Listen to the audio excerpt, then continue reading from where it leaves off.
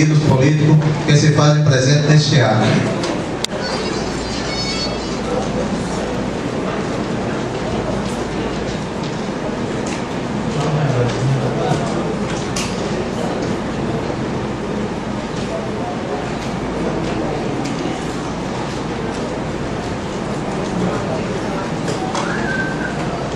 O presidente vai fazer um pequeno agradecimento.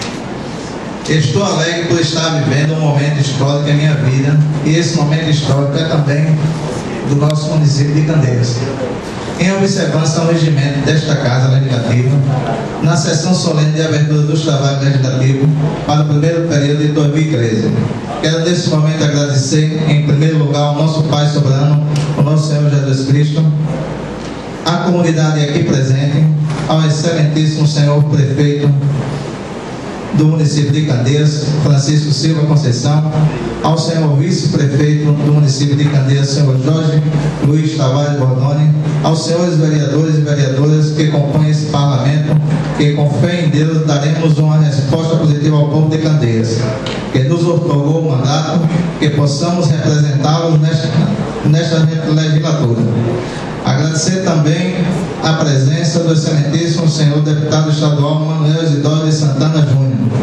Agradecer a presença dos secretários municipais, do nosso querido Major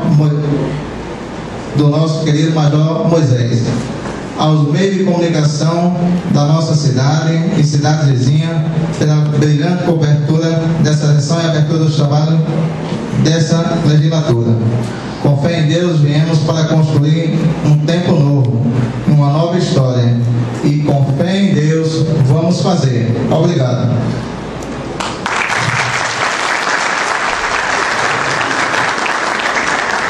Convido a todos a ficar de pé para entoarmos o hino nacional.